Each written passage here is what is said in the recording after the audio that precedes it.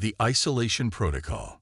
The message arrived on every frequency simultaneously. It crashed through communication satellites, overrode television broadcasts, and hijacked radio signals with perfect synchronization across the globe. In the Oval Office, President Harlow watched the hovering apparition with a composure that belied her racing heart.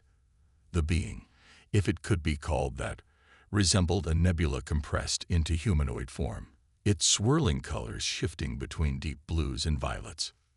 "People of Earth," it began, its voice translated into perfect, unaccented English.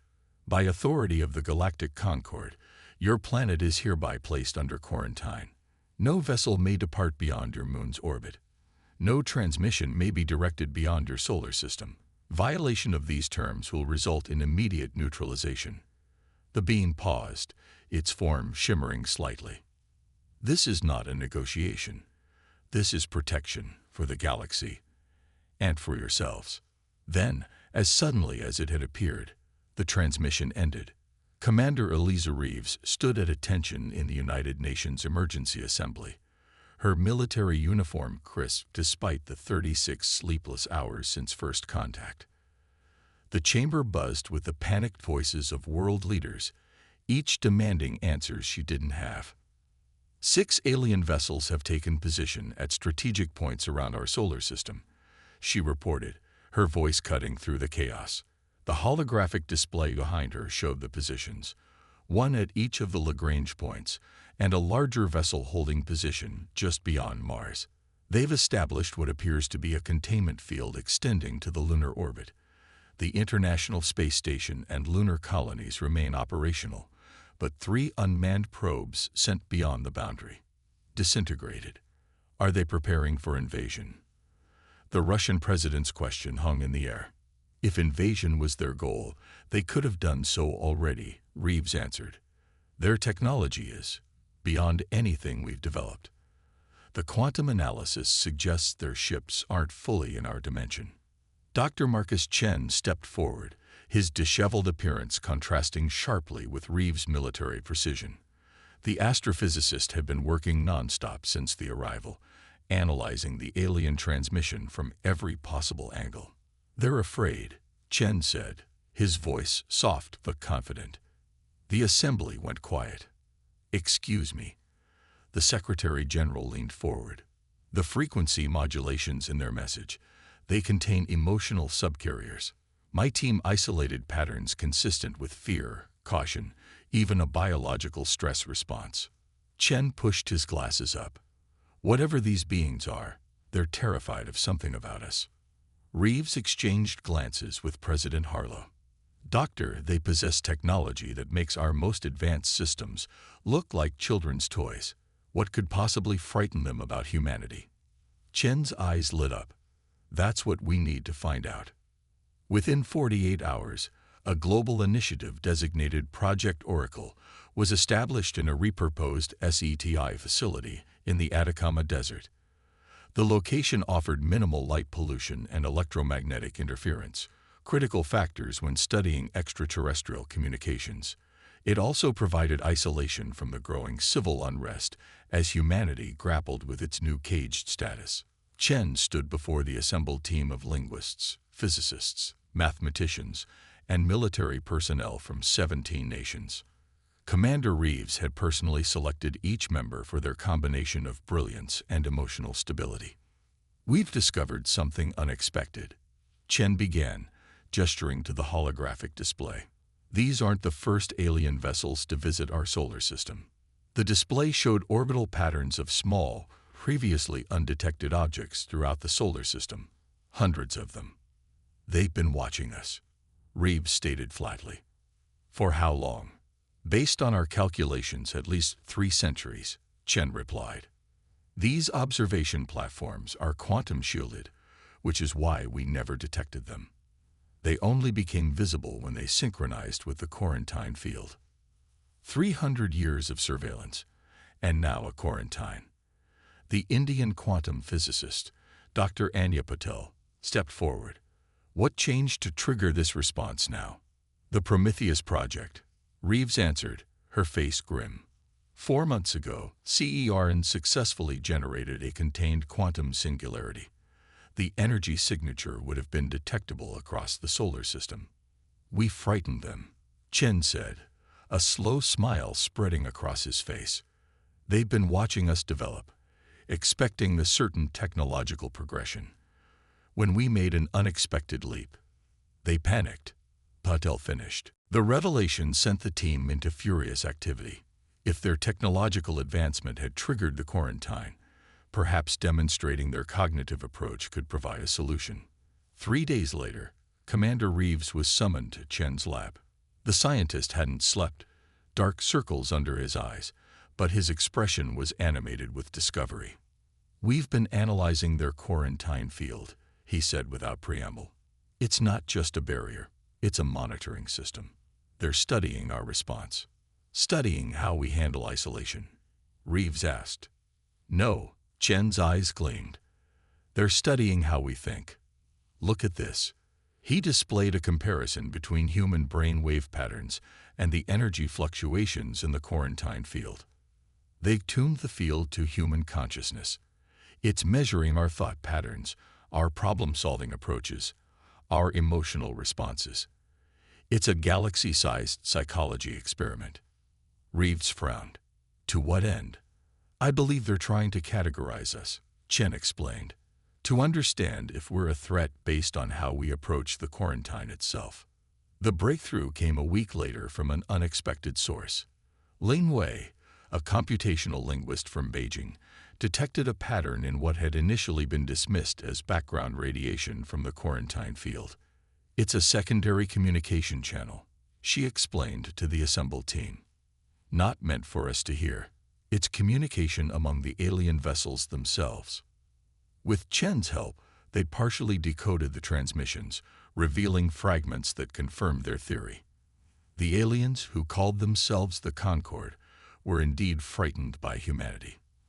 Not by their weapons or technology, but by something far more fundamental. Unpredictability. Chen translated, his voice filled with wonder. They keep using a term that approximately means chaos thinkers when referring to humans. "Are they saying we're illogical?" Reeves asked.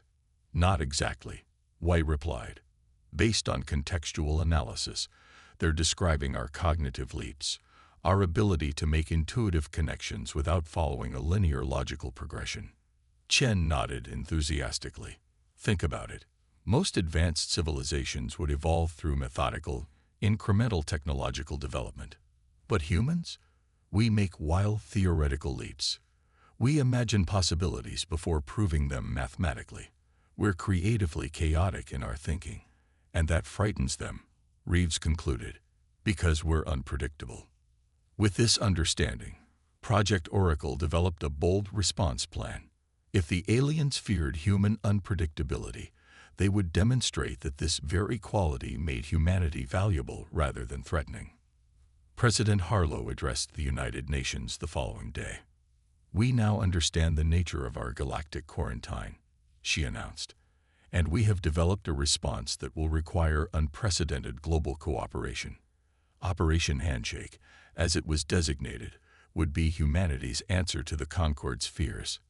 Not a military action, but a demonstration of human creativity, adaptability, and collaborative problem-solving, all channeled toward peaceful contact." Teams around the world began working on different components of the plan.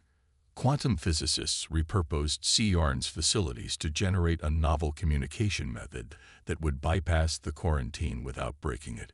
Artists and musicians collaborated on messages that showcase human creativity.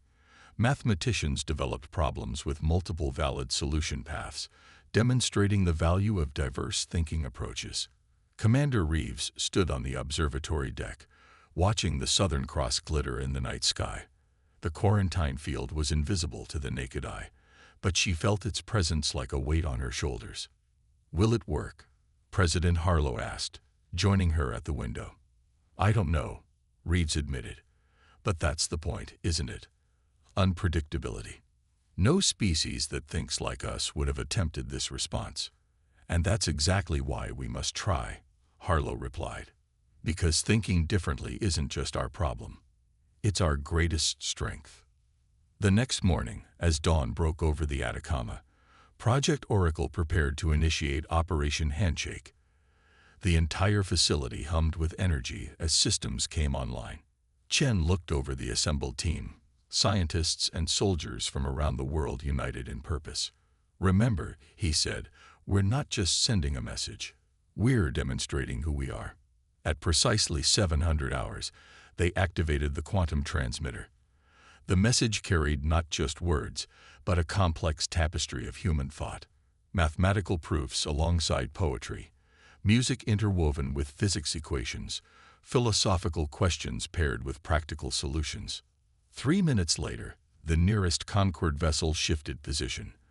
The quarantine field fluctuated, its energy signature changing. "They're responding," Wei announced, monitoring the communications array.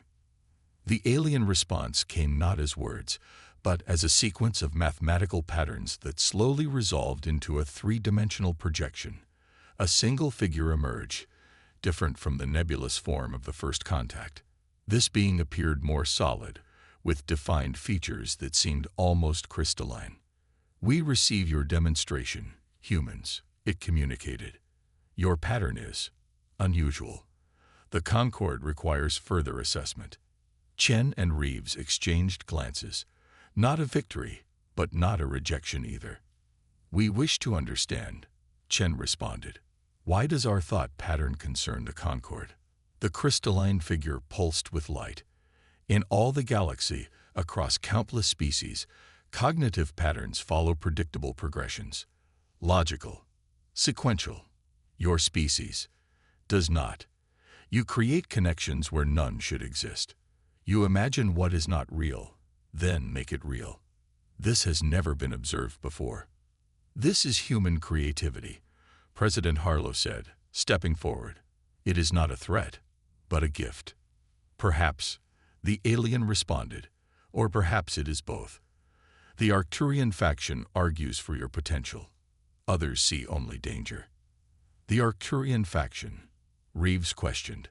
"There is disagreement within the Concorde regarding Earth.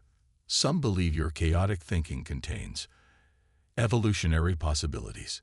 The transmission abruptly terminated. The projection dissolved into sparkling motes of light, leaving the team staring at empty space. "Disagreement," Chen repeated, excitement building in his voice. "The Concorde isn't unified in its assessment of us." Reeves nodded, her military mind already strategizing. "Which means we need to find these Arcturians. If we have potential allies within the Concorde, we need to reach them," Harlow finished. "And to do that, we need to break through the quarantine," Chen said. Reeves stared at the point where the alien had been. "Not break it," she corrected. "Transcend it." As the team dispersed to develop this new approach, none of them noticed the small observation drone hovering just outside the facility's perimeter. Inside its quantum core, encrypted data streamed outward, not to the Concorde vessels, but to a distant point beyond the quarantine, where others watched with growing interest. The first phase of humanity's response to cosmic isolation had begun. Whether it would lead to acceptance or annihilation remained to be seen. But for the first time since the quarantine had fallen, there was something new in the atmosphere of Project Oracle. Hope. Breaking the boundary. 17 days after Operation Handshake, Commander Reeves stood in the newly established Concorde Liaison Center, watching technicians install quantum communication arrays. The facility had been hastily constructed adjacent to Project Oracle, its architecture reflecting humanity's best guess at what the aliens might find comfortable, a blend of austere functionality and unexpected artistic elements. The crystalline being, now formally introduced as Nexus 7, an emissary of the Arcturian faction, had made sporadic contact over the past 2 weeks. Each communication revealed more about the complex politics of the Concorde, a coalition of 7 distinct species united by shared cognitive frameworks and decision-making processes. "Commander, we have confirmed arrival," Dr. Chen announced, entering the chamber with a tablet displaying orbital telemetry. A vessel of Arcturian design has taken position at Lagrange Point 4, displacing the previous Concorde ship. If their communication is accurate, their delegation will arrive within the hour. Reeves nodded, her expression carefully neutral despite the turmoil of emotions beneath. This would be humanity's first face-to-face meeting with extraterrestrial intelligence, and it was happening against the wishes of the dominant Concorde faction. "What's the status on the quarantine field?" she asked. "Unchanged," Chen replied. "The Arcturians aren't dismantling it. They're creating a localized exception for their shuttle only. President Harlow is calling it a diplomatic airlock." "Appropriate," Reeves murmured. "And Project Quicksilver?" Chen lowered his voice. "Ready for deployment, but Dr. Patel strongly recommends against it unless absolutely necessary. The power requirements alone would black out half the continent." Reeves nodded. Project Quicksilver was their insurance policy, a theoretical method to temporarily destabilize the quarantine field if negotiations failed. The fact that they had developed such technology in mere weeks was precisely why the Concorde feared them. A sudden alert from the communication array drew their attention. The screen displayed a vessel descending through the upper atmosphere, sleek, crystalline, and moving with impossible grace. "Here we go," Reeves said. "Notify the diplomatic team." The shuttle landed on the designated pad with barely a whisper of sound. For 30 seconds, nothing happened. Then, a section of the hull simply vanished, revealing 3 figures that glided rather than walked down the ramp. The Arcturians in physical form were even more impressive than their holograms had suggested. Standing approximately 2 meters tall, their bodies resembled translucent crystal sculpture, with internal luminescence that shifted in complex patterns. They wore no visible technology or clothing, yet fields of energy shimmered around them, presumably life support adaptations for Earth's atmosphere. President Harlow stepped forward, flanked by the Secretary General and Chairman Lai of the Chinese Communist Party, a united front representing Earth's major powers. "On behalf of humanity, I welcome you to Earth," Harlow began. The central Arcturian's luminescence pulsed in a rhythmic pattern. A moment later, a voice emerged, not from the being itself, but from the air between them. "We are gratified by your welcome, though we come against considerable opposition," it said. "I am Meridian, primary synapse of the Arcturian collective. These are my secondary nodes, Lumina and Prismatic." The diplomatic niceties continued as the delegation moved inside the facility. Commander Reeves observed the aliens carefully, noting how they seemed to communicate with subtle shifts in their internal light patterns, even while speaking aloud for human benefit. Once settled in the conference chamber, Meridian wasted no time addressing the central issue. "The quarantine remains in effect, and the Concorde majority faction has rejected our petition for your species evaluation case to be reopened," the alien stated. "They consider our contact with you a dangerous deviation from protocol." "Yet you came anyway," Chairman Lai noted. "Why risk Concorde's censure?" Meridian's internal lights formed a complex spiral. "Because in 50,000 years of Concorde history, we have never encountered a species with your cognitive potential. The majority faction sees only the danger in your unpredictability. We perceive opportunity." "What kind of opportunity?" Dr. Chen asked. "Evolution," answered Lumina, the smaller Arcturian. "The Concorde has achieved remarkable technological advancement and social harmony, but at a cost. Our cognitive frameworks have grown increasingly rigid, our innovation incrementally slower with each millennium." "You're stagnating," Reeves summarized. "A simplification, but essentially correct," Meridian acknowledged. "We have optimized our civilizations to such a degree that unexpected variables are eliminated. Progress follows predetermined pathways. But your species, chaos thinkers," Chen provided the term they'd decoded earlier. "Exactly." Prismatic spoke for the first time, its voice deeper than the others. "You make intuitive leaps that defy logical progression. You connect seemingly unrelated concepts to form new ideas. Your minds function through associations and metaphors rather than pure sequential reasoning. And this frightens the majority faction, President Harlow stated. With good reason. Meridian's lights darkened slightly. The last species with remotely similar cognitive patterns triggered a cascading instability event that nearly collapsed the quantum fabric of 3 star systems. The human delegation exchanged alarmed glances. The predecessors, Lumina clarified.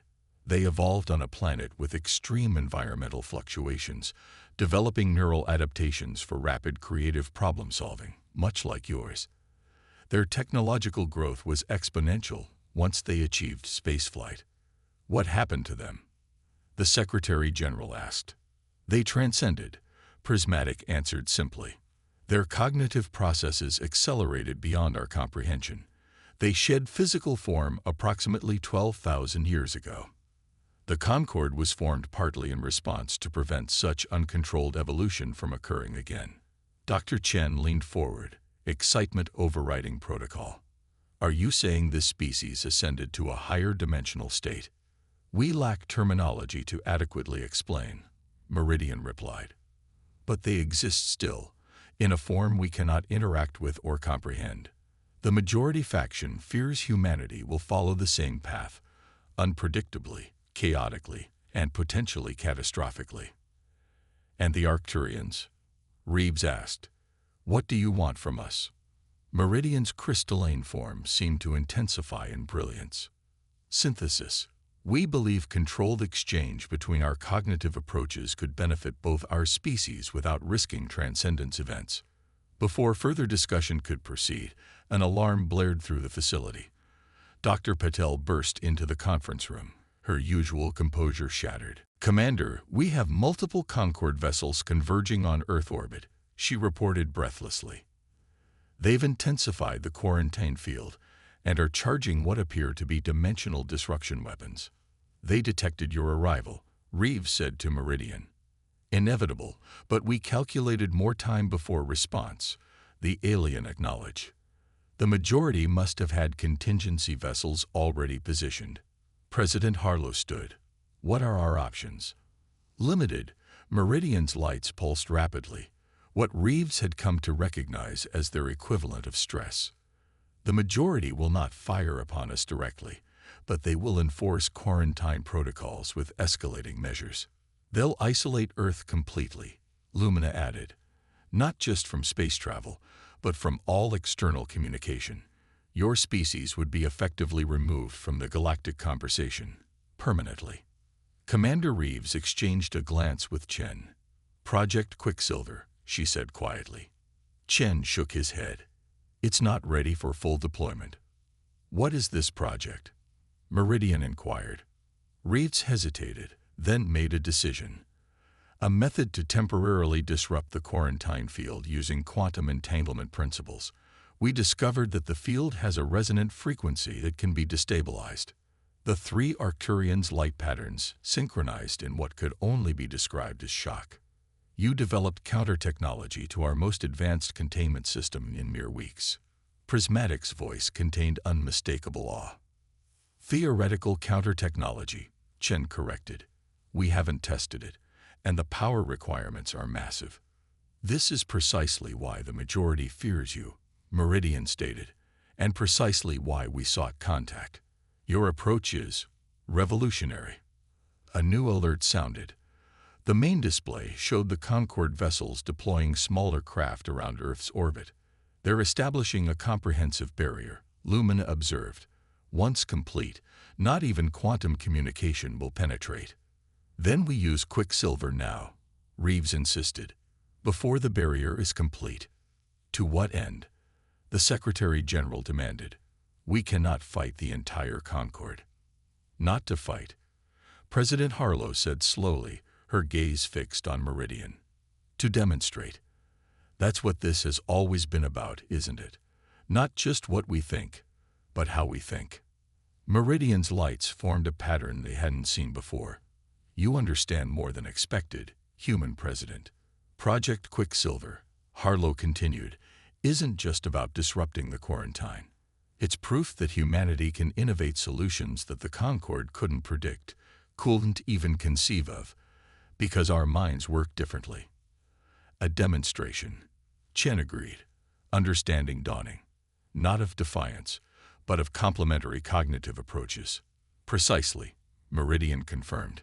The majority fears what they cannot predict. Show them that unpredictability creates solutions rather than problems. Orders flew. Within minutes, Project Oracle had redirected all available power to the Quicksilver arrays. Dr. Patel coordinated with power stations across 3 continents to handle the massive energy requirements. "We'll have one chance," she explained to the assembled human and Arcturian leadership. "The disruptor will create a temporary window in the quarantine field, approximately 40 seconds before the Concorde systems adapt. What will you transmit in those seconds?" Prismatic asked. "Everything," Chen answered simply. "Not just a message, but a comprehensive data package. Human art, music, literature, scientific theories, mathematical proofs, philosophical inquiries, technological schematics, the full spectrum of human thought. A cognitive fingerprint," Meridian said appreciatively. "Directed not just to the Concorde vessels," Reeves added, "but broadcast to every star system within 100 light-years. The majority may want to isolate us, but they can't isolate the entire galaxy." The countdown began. Power surged through the facility as the Quicksilver arrays charge. On the displays, they watched the Concorde vessels accelerate their barrier deployment, detecting the energy buildup on Earth. 10 seconds, Patel announced. Harlow turned to Meridian. "If this fails, it will not matter what happens to us," the Arcturian responded. "The attempt itself validates our position." 3, 2, 1. Initiating. The lights throughout the facility dimmed as power redirected to the arrays. Outside, the night sky briefly shimmered as the quarantine field visibly fluctuated, ripples of energy spreading like disturbed water. "Disruption successful," Patel reported. "Transmitting now." For precious seconds, humanity's essence, its collective creativity, knowledge, and potential, streamed outward through the temporary window. The Concorde vessels reacted immediately, their own energy signatures shifting as they attempted to close the breach. 30 seconds remaining. Chen counted down. On the displays, something unexpected happened. One of the Concorde vessels, not Arcturian in design, suddenly altered its energy configuration. "They're amplifying our signal," Patel said in disbelief. "The Ceteran faction," Meridian explained, lights pulsing with excitement. "They've been neutral in the debate. This is unprecedented." Then another vessel changed configuration. And another. 10 seconds before field restabilizes, Patel warned. "It doesn't matter now," Meridian said. "Look." The displays showed more Concorde vessels arriving, dozens of them, forming a sphere around Earth. But instead of reinforcing the quarantine, they were creating something new, a network of energy that interfaced with the barrier rather than strengthening it. "What are they doing?" Reeves asked. "Voting," Prismatic answered simply. "In the only way the Concorde knows how, through collective action rather than words." The Quicksilver window closed as predicted, but the new energy network remained. Gradually, it transformed the quarantine field into something different, still a boundary, but now permeable, controlled. "The Concorde has never reversed a containment decision in its history," Meridian said, astonishment evident in both voice and light patterns. "Your demonstration has forced a re-evaluation." Hours later, as dawn broke over the facility, the first official communication arrived from the Concorde Collective, not just the Arcturian faction, but representatives of all 7 species.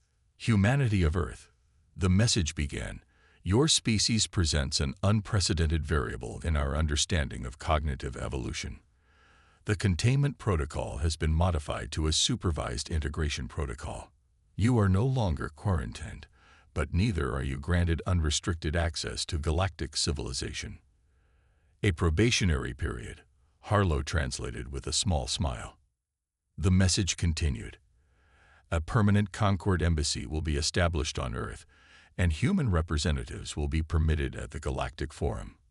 Knowledge exchange will proceed under controlled conditions, with safeguards against existential technologies. They're still afraid of us, Chairman Lai noted. Yes, Meridian agreed, but now they are also curious. Fear and curiosity, the beginning of all true discovery. Commander Reeves stood at the facility window, watching the first light of day illuminate the Andes Mountains. Above, barely visible in the brightening sky, the Concorde vessels remained in orbit, no longer wardens, not quite allies, but witnesses to something unprecedented. What happens next? She asked Meridian, who had joined her at the window. Something the Concorde has not experienced in millennia.